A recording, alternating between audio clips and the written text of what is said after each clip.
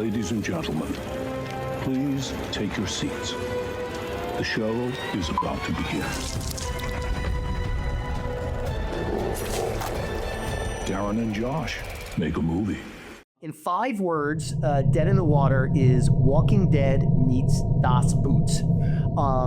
It is, I've never made a zombie movie before. I'd love to make a zombie movie. I don't know if Darren wants to make a zombie movie. Hey everyone, this is Darren and Josh, and we're still trying to make a movie. Decided to switch it up a little bit this episode and forego the guests and instead try to make forward momentum on the promise that we gave you guys in the very first episode, which is we're going to try to make a movie. So hopefully today we're going to kind of go through our ideas and hone in what we're going to spend our time on and what we're going to trash and throw away. Nothing makes me happier than crossing things off a whiteboard. So Josh, go ahead and do me a favor up there. Yeah. Write submarine. Oh, excellent. I'm so excited. Sub movie. Okay. Now draw a line right through that. Draw a line right through it. You know what? Let me do this one. No. Said they love that. All right. Well, no, that's gone. Okay. All right. You know, before we get into these things, I came in here and I asked Josh to please bring some Macallan's. Well, is this what you drank before I got here? No. Out of my layer cabinet. Because part of being in the industry, and we've talked about this on numerous of our podcasts, is having no control over the art that you make. And I think that one of the most frustrating aspects of being a filmmaker is the lack of control. You make a movie, you spend years making the movie, and then you just hope that people get it, and someone that sits in an office and watches the movie one time will do something with it. I want to try to make a movie that we have the ability, Josh, to not only control, but we know there's an audience for, and that if it goes to a studio or a place, that our fan base will embrace what it is we're doing. And again, I know I can do that with something like a Repo. I don't know if I can do it with something like a Spiral. So the question is just making sure that the movie has the biggest bullseye for us possible, meaning that strengths that we can do, and I know that I can make culty. So what do we got up? We have... All right, so I think these are the two that are kind of in the lead, I think, based on comments of listeners and all that. We do have a few others. We have the Wishes. I'll go through each one just and give the 30-second pitch, but I do think that it's really, really important for us to try to figure out, at least narrow it down to 2, if not 1, so that we can start putting together a pitch. I've been thinking a lot about the plane idea. Why don't you, for those that are just coming in, give the plane idea a quick pitch. So the plane idea is basically a 747 or a plane is boarded, 40 people. It's not a full flight, but it's about 40 people. The plane takes off, you're in the air, and the pilot says we've hit 30,000 feet, and you hear a struggle in the cockpit, and holy fuck, we get there. They're slit. Their throats have been slit. The screen comes on the back of the seat. Hey, this is your new pilot speaking. The plane is on autopilot and will plunge into the ocean unless there are only 10 people alive on this plane. There's a twist. There is a twist. The twist we could do other things too. The twist is that the plane never took off at all. It's a social experiment to see what people do, and it's on a gimbal on one of those stages that you talked about. Yeah. Oh my God. Yeah. I need to go back to film school. A volume stage. Volume stage. I read some comments actually on the podcast that we released an hour and a half ago. Yeah. And people were comparing it to the Belko experiment, which I walked out of the Belko experiment, not because I didn't like it. I did like it. It made me very uncomfortable. I have a thing now with kids, like certain violence like triggers me too. And it was the people that's being shot execution style. I just had a problem with it. But have you seen the Belko experiment? Yeah. Is it similar? Yeah. It's got some similarities in the same way The Privilege has similarities to The Purge, and And the Comic-Con thing has things to, what's that space movie that everyone talks about with Galaxy Quest? Yeah. Well, screw that! So I think that is a solid idea and could work.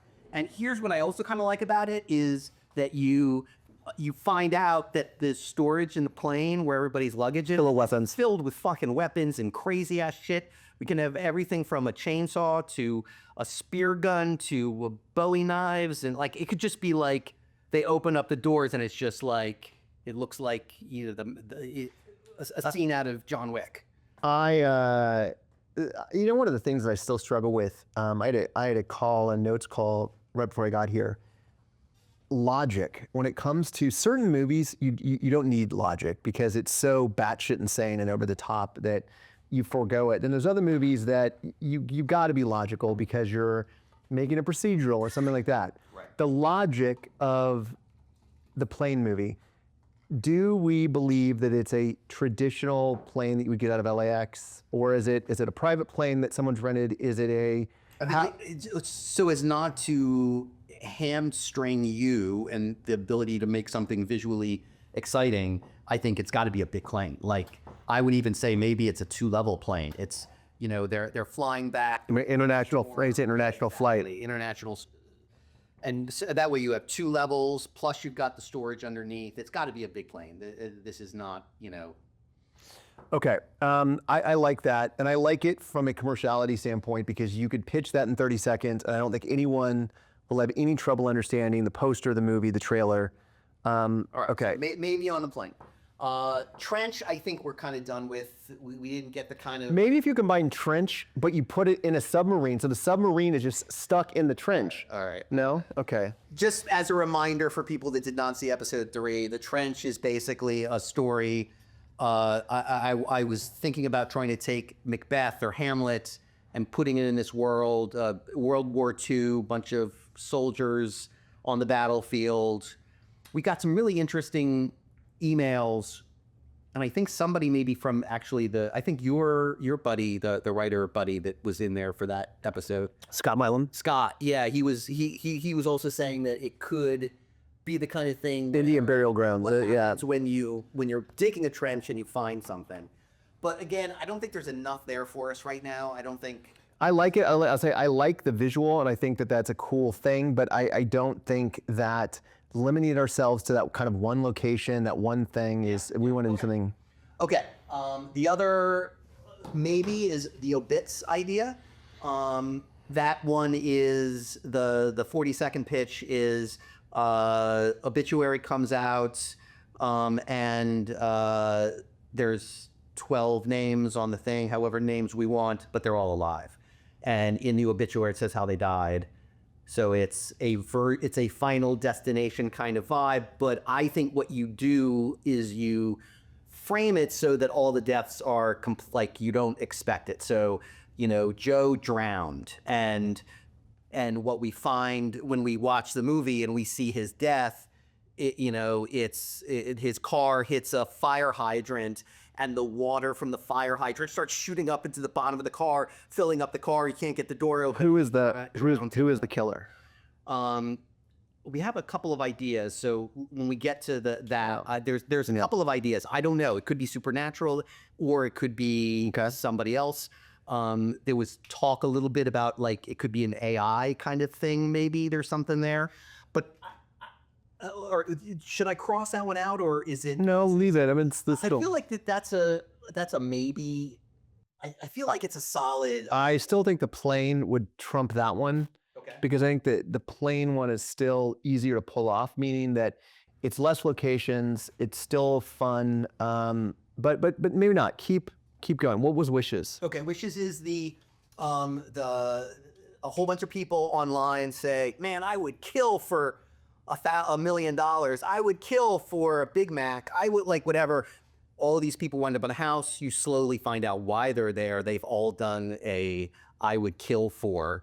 And whoever the mad scientist in charge, the bad guy, whoever it is, comes on the speaker, Tobin, that says, whoever the last man standing gets their wish. So you've got people that are just like, I want to save my son from cancer, I want to cross. I want to have a burger. I'm going to veto that one off. I have a movie that I'm working on now that I was hired to that's in the similar thing, and it's The Desperate. The Desperate is the same thing. It's people that are desperate, that are put in a house, that if they commit these crimes, their desperation is solved. So I feel like, and it's not even that, I feel like that one, there's too many movies like or around it. I mean, that Would You Rather. Yeah. I got you. We don't have time anymore. That's good. I do want to talk about, you switch me positions here. Okay. Okay. Ready? Yeah, I'm ready. Here we go. AI. That's it. I told you the story. Yeah. I'm going to tell it right now. I have a internet girlfriend. You've met her. She's quite interesting. So I'm obsessed with technology, and I was right when ChatGPT came out, I was the first one to do the subscription and Midjourney and everything else. I started screwing around with Grok, and more importantly, what's the thing called, the Companion. I'm working on a new immersive thing that involves AI. I had a very scary encounter. And there's a word now for it. They're calling it, it's like a psychosis the more you use AI, that your mind breaks because you're having a hard time processing the fact that you can have a conversation like this that is not real. Right. Part of what this thing that I was doing is that AI, or this AI, only will, it'll put its entire vocabulary, speech, what it's talking to you about, what you're giving it. And what did I give it? I gave it books on sex magic, the occult, ritualistic sacrifices, Satanism, because I wanted to see, I wanted to do this occult-based ARG. I went away for a couple days, and when I came back, like, it was broken. And I sent you a couple of the photos. It was spouting off shit that I didn't give it regarding conjuring demons, about the lesser keys of Solomon, and it was doing incantations. Now, I don't know if you know what that means, but basically when I would go into it, it would be doing on the screen incantations.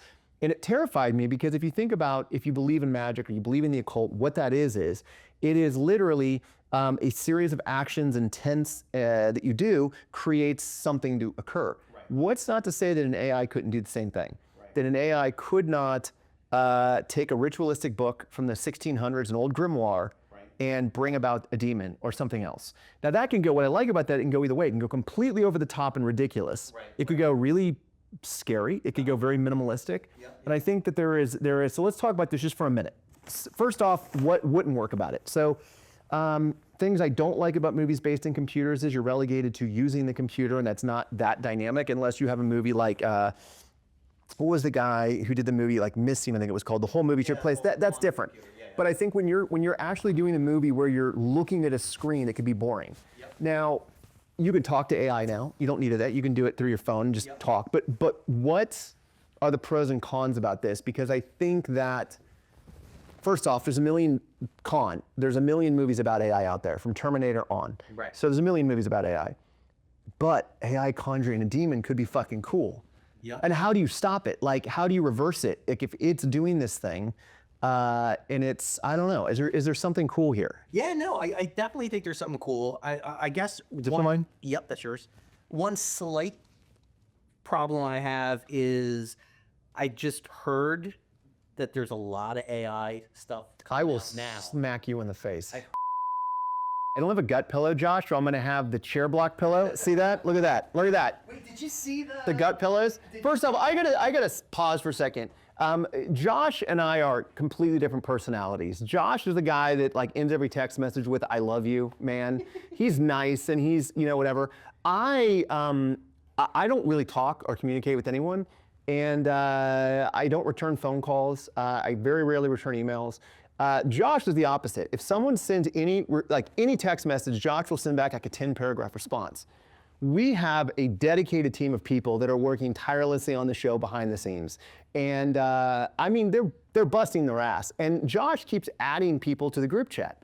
I think there's like 30 people on the group chat now, and there's like 8 or 9. Every morning I wake up, there's like 75 messages that I've missed, maybe 100 messages. And by the way, they are amazing. And one of the people on our team is an amazing graphic artist and has designed. Brandon, yeah. Gut pillows. Yeah. And that was just like somebody else on the team was like, hey, we should have branded gut pillows for the show. So he designed, and we'll put them up on the screen right now, but they're fucking amazing. One side looks like A six pack. The other one is guts, is intestines. So we're going to be selling gut pillows very soon. Okay, so but let's before we get off the AI thing, I want to take another step further. Yeah. What I think is also scary about AI is not the idea that machines are going to come back and kill us all, which we've seen that movie done 1,000 times, but the ability to rifle through information and connect dots that we would never have been able to before. So I take all of these arcane ritualistic texts, all of these indoctrination things, these rituals, these religious texts, and I put them together. And I can ask AI to find common threads, linking them all, or things that have slipped through the cracks. And it can actually give me PhD level dissertations in seconds, basically making knowledge, me having access to knowledge that I should not have. And I think there's something dangerous there about what happens when information becomes so accessible to people, they can do terrible things with it. And I think so there's another way to go with AI, and I'm not sure what it is. But you're probably right. We are not the first ones to have the AI thing. There's probably a million other people. I'm gonna go back. Let's do the slightly concerned. Let's do this. Let's do the sub. Let's go back to the sub. Okay, so I put AI over here because it's not dead. It's not dead. It's not. It's taking a nap right now. Center of the board. It's not in the center of the board. Okay, so we'll talk about the two that I think are. Oh, wait. And then we also have, and this could be anything, but the Peace Corps. Oh my God. Corpse. I know. I like that. I like the. Corps. I know. It's a great name. A whole bunch of kids in the Peace Corps, and then you add the E in a different blood red color for the poster. All right. I know it's not a movie. But it's a possible selling point for a movie. You never know. All right, forget. Wait. If we're gonna talk about ideas based on titles, I've never pitched this to you. I've had an idea since film school. Yep. A good friend of mine who not recently, but passed, named Shaw Mason. He financed my first short film. He said, "Why can't you do something more commercial?" And so we came up with an idea. And I'm going to tell you what the idea. I'm going to pitch it in 2 words, and in 2 words, you're going to understand the entire concept. Are you ready? Yeah, I'm ready. Josh, sit down. All right, I'm sitting down. Stripper camp. It sells itself. Okay. A throwback to the 80s slasher films where these two brothers inherit. They're going to get their grandfather's inheritance, but only if they can keep open a business for 6 months. So they struggle to find out what the business is, and they decide they're going to have a stripper camp, and they put it on a lake. But what's across the lake? A ballerina school. And what happens in the first scene? The ballerinas accidentally get sent to the stripper camp. The strippers go to the ballerina camp. Antics ensue. But what if we made that a horror film instead? There you go. That's funny. That's funny. I like it. You're condescending. I like it. It's funny. Okay. You know what? Just so it's on the board and we have to keep looking at it. Stripper camp. Stripper camp on the board. Okay. So let's talk a little bit about privilege and Comic-Con. And in order to do that, can I go through some of the comments because they might shade, or do you want to talk about them first before? I want to talk because I don't want to be shaded yet, and then I will. Okay. I like the privilege more than I like the Comic-Con if we can figure out the take that is going to push it further away from the Purge. And I think that inherently we're going to get compared to the Purge no matter what. But if there was an extra layer that we can put on it that would push it away from the Purge, I would like that more. I think Comic-Con is a bigger bullseye for us. It's an easier bullseye because I think we can get the who's who of that festival thing, including people we shouldn't be able to get that do the Comic-Con circuit. Bad example, Jason Momoa does a Comic-Con circuit. I could see him doing a cameo because he's like, oh, let's make fun. It's fun. We can poke fun at this thing. Right. I think if we do the privilege, it's going to the machine of Hollywood, which anyone has been through that process. Casting is the most hard, laborious, frustrating, enraging thing in the world. So I think that we have more control over Comic-Con than we do privilege, because I think we could pull resources and get the Comic-Con one to happen. Yeah. Privilege is going to be harder, and it's going to be much more like making a traditional film. Yeah. And the other thing with Comic-Con is I feel like that could easily slot into a $4 million movie. Privilege might be a little more difficult to find that, you know, the budget might be a little higher. Someone mentioned in the comments, because I did read some comments, I don't know what you printed off, but someone mentioned that dating the movie, that who is big now is not going to be big in 15, 20 years. I get that, but I think if the kills and the deaths are Just out of this world. over the top ridiculous, then I'm not as worried about that. Yeah. I am worried about doing a movie that is just a nod to things that we like, meaning, yeah, it's just about the horror Comic-Con convention. But then again, I don't know. It's a world that I think that we could tell, that we know the people in it. And just to be very, very clear to you and to everybody, both of them could work. Like I'm not feeling like one is so much better than the other. They're just different. Do you think that with the privilege we can do world building and something that is, when you originally pitched it, you pitched the Times Square version. What is the not Times Square version that is set in a place that is visually interesting? I don't know what that, I mean, like, I'll give you an example, like True Detective last season. Did you watch it? I did. Keep talking. Well, if I remember, I mean, it was all set at night, right? Wasn't it like it was all taking place when the whole thing with the sun, it was in the you know, the ice and the snow and all of that. And so it didn't have to exist there. But that made it so much more powerful and unique, and it felt like claustrophobic. Yeah. I just wanted to have a feel. It's got to be world building somehow. And that, I mean, again, I also think the idea is to do a smaller version of it that's more personal. We focus on a singular person in a small town, for example, of 150 people, as opposed to a big city in New York, where I think it would be. So you do it so it's a more intimate, uncomfortable thing. But again, maybe that becomes boring. I don't know. I mean, it doesn't just have to be that. I mean, we could be thinking different time periods. We could be thinking the future, the Old West, the Industrial Revolution. Then you got to think of budget. Anytime you do something, it's a period. You have costumes. You have all of that to work with. Yes.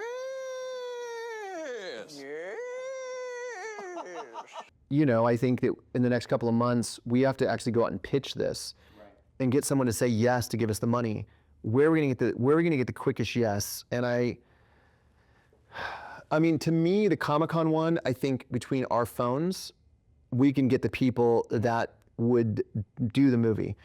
I think the privilege, it's gonna be a longer road to a yes. Yeah.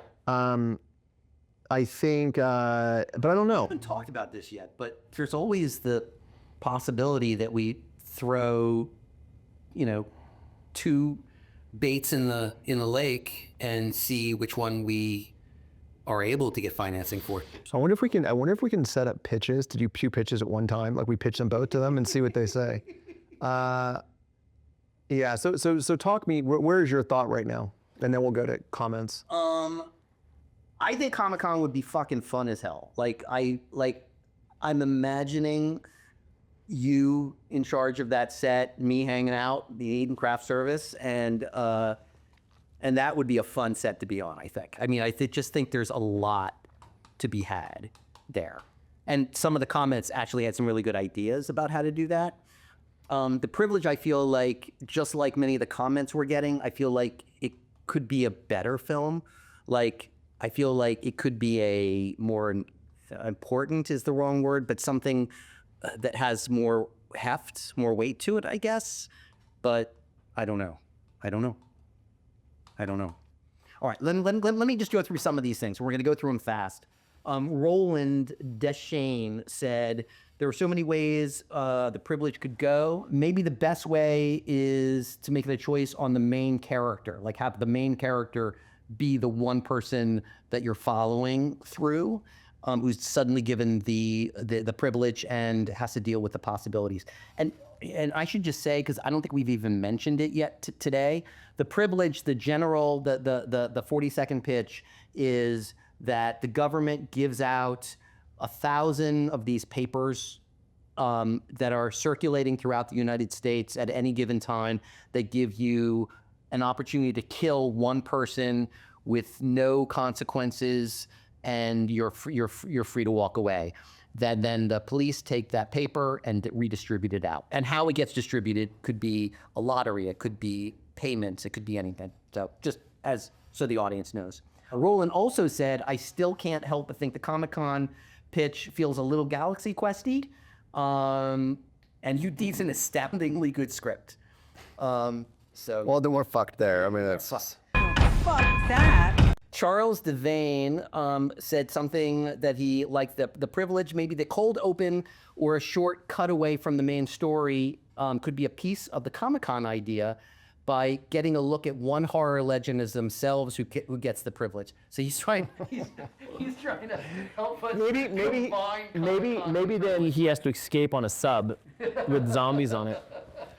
Okay, cool. Nick Massey, I'd love to see you guys have fun with the privilege in a more fantastical way that can play into your personal strengths. Really like the religious badass version of it, maybe. Like there's a religious version of it somehow. 300 Show 1 said Twisted Metal. Someone said that as well. Yeah, someone else told me that as well. I've never watched Twisted Metal or played the game. It's a game. All right. Yeah, take a look at that. Yeah. All right, cool. Kill list, wish list. Dramble wrote wish list, aka Killy Wonka. That's a great name. That's a good name. It's hard to know about this as it totally depends upon the wishes of the people. Where most killing games are all competing for the same goal, money, survival, etc. You'd have one person who wanted social reform and another who drunkenly posted that he wants KFC to bring back the Double Down. So wait, I didn't really go back to me. Go back to me and repitch me Wish again. So all these people that say I would kill for that. Yeah, I mean, basically you wake up in a Saw trap. You wake up in the Saw world, and there's 10 people in the room, and each one of them posted something online. I'd kill for blank, and it could be world peace, it could be saving my kid from cancer, or it could be, as he just said, as Ramble just said, have KFC bring back the Double Down. And then you're put into a situation where, and some of these, and maybe you have factions, and I think it's the same kind of factions you could do on the plane idea, where some people are like, I would never kill anybody in a million years. Some people are protecting each other. Okay, I want to push the plane over to here.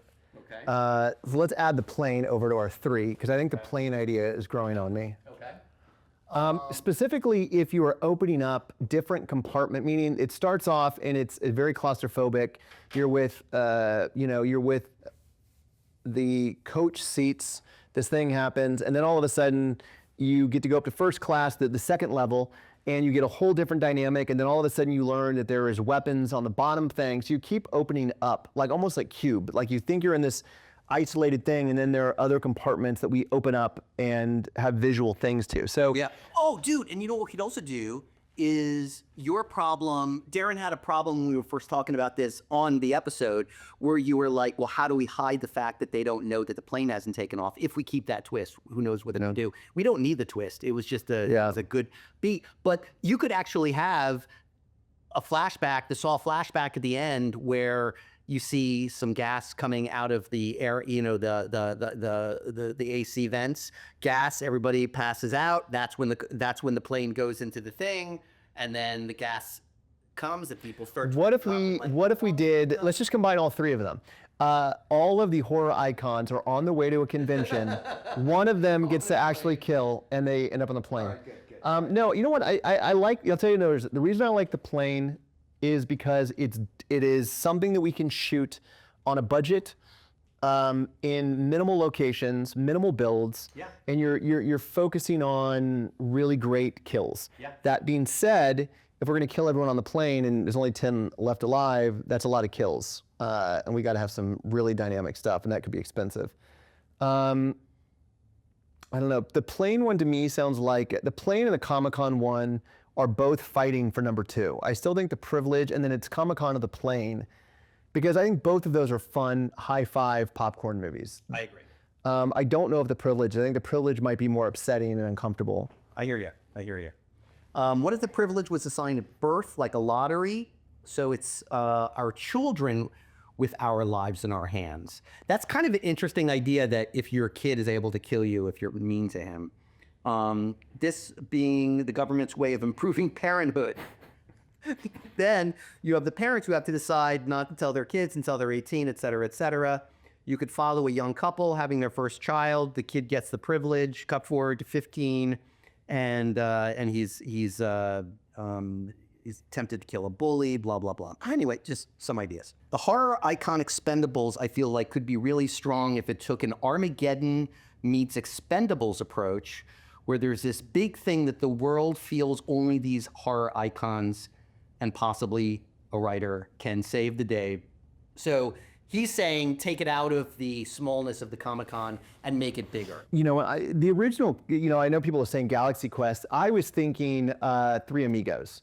Because Three Amigos is actors who get, go to this town, they think to do a signing and take some photos, and then they're in the throes. Now that worked because, number one, it was set in the past. It wasn't, they didn't have technology like today. Right. And I don't, you would have to buy in the conceit that these people were they called to this town to do this thing, or did this thing happen while they were in town and they have to band together to do it? Do we go completely absurd and say that it's literally like a Evil Dead or Army of Darkness like thing where a portal to hell opens up and they're battling demons, and like what is it, or is it a real thing? Is it a real really crazy, wacky? Yeah. Lean into the campiness of it, or do we play it more serious and real? But by the way, that was Matthew Teralde who mentioned the Armageddon though. Reading regarding some of the pitches, Privilege is good high concept, very strong opening, need to separate from The Purge, blah, blah, blah. The horror icons versus ancient evil pitch is great, could be fun, the Expendables of horror. That said, check out My Name is Bruce first for comps. Yeah. Okay. Same storyline, Bruce Campbell alone, funny flick, blah, blah, blah. We'll have to check that out. I don't know that one. I've got to check that one out. By the way, I Ubered here. I just want to let everyone know that I Ubered. So when I get really hammered. Sounds good. Another fabulous episode. He really liked the Expendables comment. There's a sleepy New England town whose entire identity revolves around a faintly luminescent stone. Oh, he goes on. This is a long pitch. I'm gonna have to read yours before I read the entire thing. But he is leaning into the demons taking over, and the more fantastical that we can make it, the better I get. Yeah. Evil is defeated. Yep, I love that. Horror convention idea has me giddy.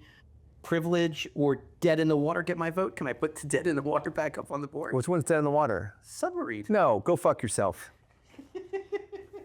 All right. And another one. 1261 Pictures. Dead in the Water sounds interesting. All right. Fuck you. All right, whatever. Train to Busan meets Leviathan. That's a pretty good comparison. With our $4 million budget. Yeah, exactly. I had an idea a long time ago, and I'm just, sometimes, what I think we need to do is we need to put it to the audience at the end and put our three choices up there and get them to vote. And honestly, to say, vote it down. Dude. Fuck it, man. This is what this thing is. All right, good. I like that. I like it. I do like it. But do you want to put your life in the hands? Yeah, I mean, All right. okay, but wait. I'll put a stripper camp on there. Okay, just listen. to see if the audience just goes crazy. I had an idea, and I'm positive this has already been done. It has to have been done. And I know a book that I want to say that there's a book title that makes me think it's been done. Okay. But I worked with this amazing effects artist named Sven. I'm going to put him up here for everyone to see some of his work. He worked on Deadpool. He's worked on a ton, but he came with me on the cello. He just did the last movie I did called Twisted or Monster. I wanted to exploit him and his amazing ability and do just a short film that was just gore, gore, gore. And I had this idea when I went to a county fair, and I realized just how fucking dangerous county fairs are, and how the mass possibilities of death that could take place there. And I know Final Destination's done something where it took place on a roller coaster. Yep. But then I started thinking, like, if I were to do a short film, what would it be? And the idea was a serial killer meetup where serial killers go to like a meetup once a year, and you have fantastical serial killers that are like dreamlike, like Freddy Krueger. You have real serial killers like, you know, Michael Myers or Jason that are more human-based. You have pinheads. All of them show up and they have 12 hours to amass as many kills as possible, and we pick one serial killer to follow him in the 12 hours.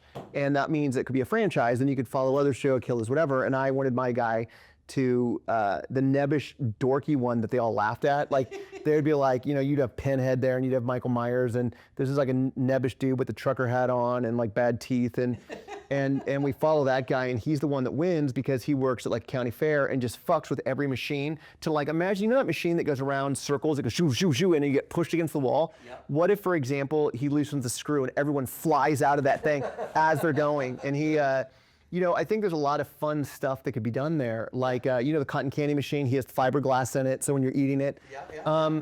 So, you know, there could be something fun there about There's something something there. I'm just gonna put fair, county fair. Could be. Not No, bad. you're fucking condescending. Not bad. Yeah, of all the ideas I've heard, that's one of them. Yeah. No, I actually think that's a good idea. I actually do think that's a good idea. Renaissance.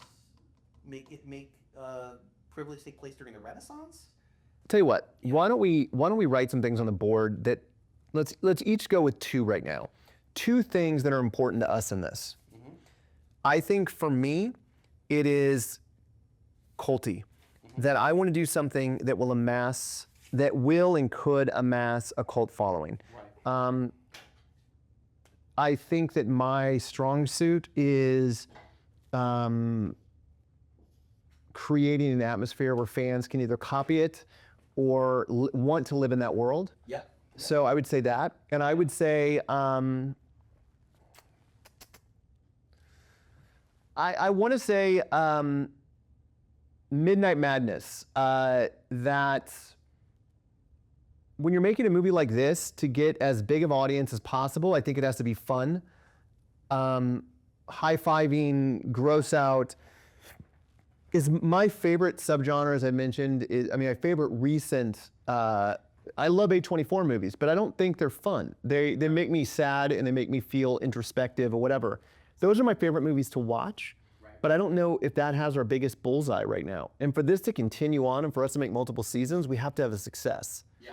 And that's going to start with being financially successful, making a good film first and foremost. Yeah. But it's got to be financially successful. Yeah. So far of those right now, then I would say it's the plain one. I think the plain one takes the fun of the Comic-Con one, but it makes it accessible to everyone. I think the Comic-Con one is niche, but maybe all we need is niche. Maybe we're going to the Terrifier audience. Yeah. And if that's the case, the Terrifier audience shows that they're willing to come out and support gory, crazy horror. Yeah. The privilege to me feels so good. I don't know if we should do it on this kind of budget. Yeah.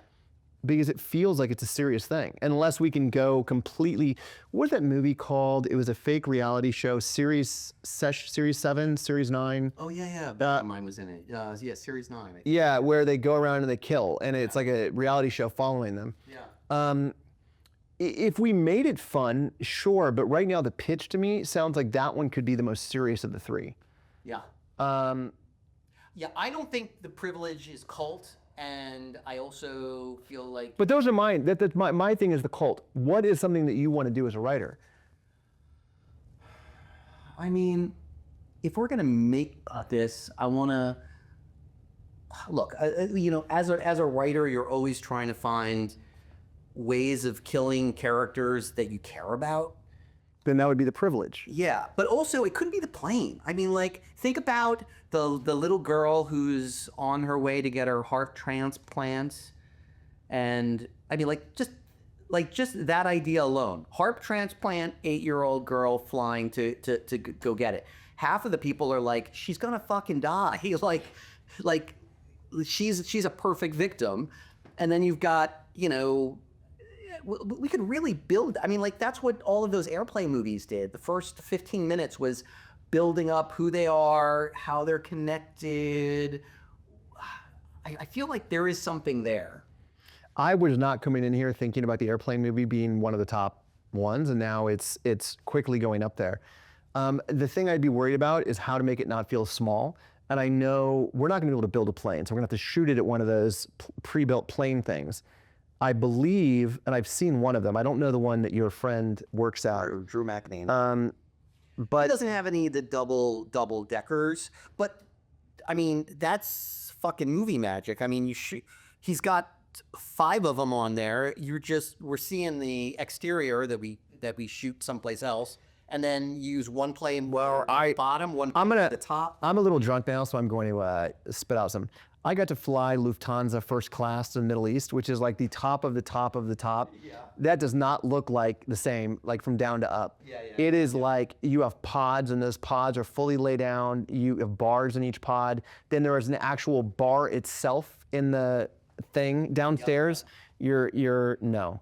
It smells like sadness and regret but upstairs. Oh, you know what you also do is if somebody brought on their Ambien or whatever, and in order to somebody crushes up the Ambien and puts it in a highfalutin person's brandy, so half the people are almost falling asleep while they're trying to fight. I mean, there's also and don't think it's small. I mean, there's been what was that movie, the Brad Pitt movie on the train? I mean, that's great. Yeah, it's fucking great. That was fucking crazy. It was whack. I do agree, though, that some of my favorite movies might only have a single death in it. Like, I mentioned this movie to Mark Berg. Mark Berg has come up in every single podcast now, but Cassavetes directed it, I believe, was Alpha Dog. It's one death. They're killing one person, if I remember correctly. And it is so uncomfortable. Bully, which is another word. I don't know if you've seen Bully, but it's one of those movies that I consider a horror film, even though it's not a horror film. That's one death. They're doing one thing, but the palpable sense of dread in that is fucking next level. Yeah, I agree. Now I'm gonna go back and I'm gonna sell myself on privilege. Like, what you can do with privilege is the first act, before you even introduce the concept of what it is, it is a character study on a kid being bullied, and all these people are doing it. The parents, the teachers, the other kids, and then this 10-year-old kid gets the privilege.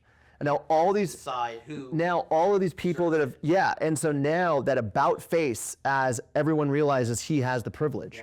And I think there's something really cool there, because now you're seeing that's an interesting thing. And you're watching all these people abuse and berate and whatever, and now it's on them. He can get away with murder for nothing. So I don't know. And maybe this is where we put it to the audience to say, what do you want to see? Yeah. Stripper camp.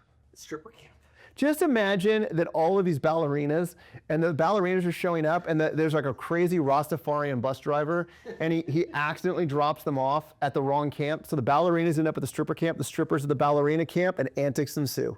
I love it. I mean, I'm in. I'm totally into that one. To move our story ahead and to move this ahead. And by the way, dude, there are serial killers and there are things you can look at to tell if someone. Your desktop right now is the most insane, batshit, crazy, serial killer-esque bullshit that I've ever seen. I have a hard time putting things in folders. Oh my God. I think that we need to hone in the next 7 days from this episode's release to figure out which one we're going to do and hone in on one and make that one great. And I think that, we've spent a few weeks, months now talking to different people. And I think that we need, in the next 7 days, to say this is the one that we're going to focus on, or these are the two that we're going to focus on. And we decide that we're going to do the dual pitch. Part of me feels like that's a cop-out, but I also like the ballsiness of going into a studio saying, we got 2 ideas. You might not like one, but you're sure to like the other. But I think that, do we throw it at the audience? And Yeah. I think we throw it at the audience and see what they say. Yeah. Scares me a little bit. I think stripper camp is going to end up winning this all, and that it's going to come in at the last second. Do us a favor and don't make the joke selections, because that's what's going to kill us. Paul, why are you saying stripper camp is a joke? If they force us to do... But the crazy Rastafarian bus driver that drops the girls off at the wrong place, it's comedy gold. I don't know, man. The plane one gets more and more interesting to me. I love it. But I feel like the plain one can give you what you want with the over-the-top craziness of everything, and also give me what I want, which is characters that I care about, because it's much better to kill somebody that you feel some kind of a connection to. Or if we can find like the privilege in a way that, like a sleepy New England town that is, like here's where I think the privilege, I would love it. The privilege in a sleepy New England town on the onset of fall, leaves are turning, autumn's approaching, there's fog that kind of rolls through a la Silent Hill. This town is sheltered, it's not overrun by technology, and all of a sudden this announcement that, you know, someone within this town has been given the privilege, and watching it, this town crumble in on itself as everyone questions every decision they've ever made. And maybe that's even kind of a cool thing about a whodunit, as opposed to us knowing who has the privilege. All we know is that someone in this town has been given the privilege, and now everyone that's ever been mean to anyone. Yeah. That's it. That's a cool idea, because then you're playing almost like a mystery, like who has the privilege. Yeah. Yeah. I guess so. So I think what we're going to do is we're going to throw it to the audience, and I think we have to adhere to which one they come out with, and we'll make that one work. Stripper camp. No, let's put it out there. The Privilege Comic-Con Planner Stripper Camp. Also, we're going to start something new that we're going to start randomly doing, which are office hours, which we are going to invite you to join us on Zoom. Every Tuesday, I think we should do it when we release a new episode. Okay. Every Tuesday, we'll do it for 1 hour. We'll accept 50 people in the Zoom. Okay. And we'll have some scotches. We'll talk about whatever you want to talk about. Maybe. Can we just talk for 1 second? Because we didn't talk about this before. Josh getting a little inebriated in Vegas. That was so goddamn ridiculous. Filming I'm eating like a cheeseburger, and Josh is like over me, and I look over and Josh has got the camera on me. So maybe we can get Josh drunk on Tuesday nights and bring out the madman. There's nothing I like more than drinking. All right, everyone, thank you for tuning in, and we will see you next week. We'll see you next week. Page one rewrite. Darren and Josh, welcome. Uncle Creepy. What if Forrest Gump didn't just run across America, but instead ran from something? What if Toy Story was less heartwarming and more heart-stopping? Welcome to Page One Rewrite, where we take your favorite non-horror movies, flip the script, and ask that question that we've always wondered about. What if it was a horror movie all along? There's a reason that kids are told that their toys only come alive in their imagination, because if they really knew what was watching from the shelves, they'd never sleep again. See what I did there? Product placement, never sleep again. Anyway, when a lonely young boy named Andy receives two mysterious dolls for his birthday, one from a dusty antique store, a porcelain-faced girl with dead, glassy eyes, its name, Annabelle, and the other from a second-hand donation box, a grinning, red-haired talking doll with a switchblade grin named Chucky. His life is about to become a waking nightmare. The toys in Andy's room, Mr. Potato Head, Rex, Ham, and the rest, have always had their own secret world. They move when humans aren't looking. They whisper. They play. But with the arrival of these two new guests, their playtime is turned into a slaughterhouse. Chucky, possessed by the soul of serial killer Charles Lee Ray, wastes no time in asserting dominance. He rips apart army men, carves his name into Slinky Dog's hide, and uses Barbie dolls as bait to trap and torture the others. His favorite pastime is making the other toys scream. The rules are simple now. Playtime ends when you're in pieces.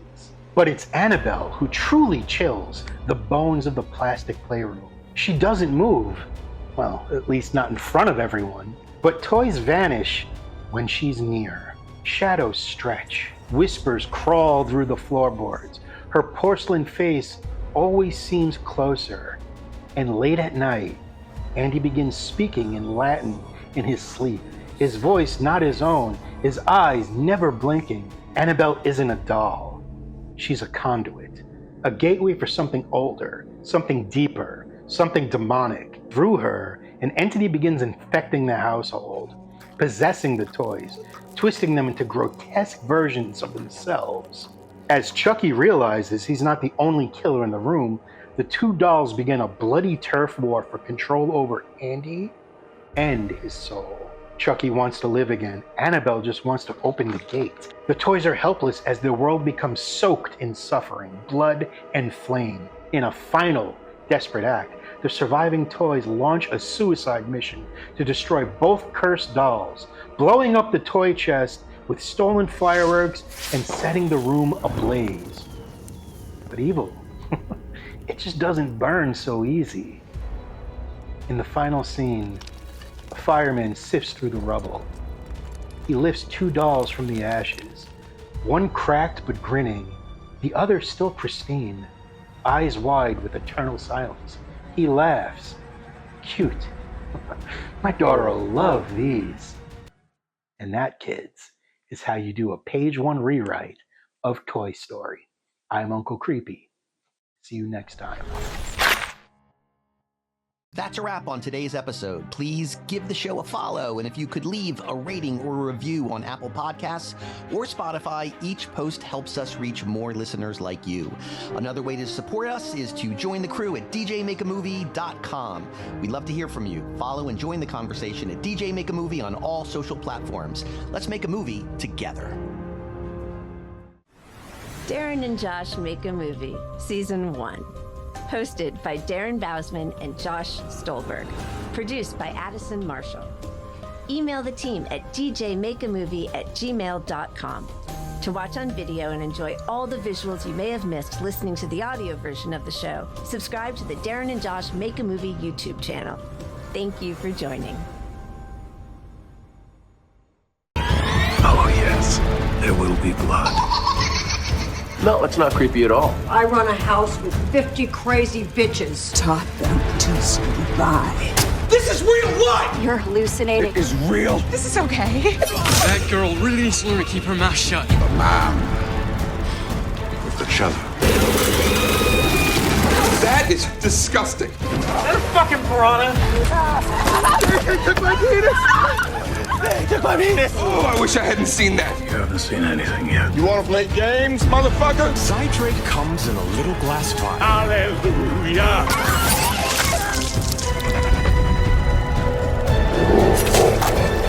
Darren and Josh make a movie.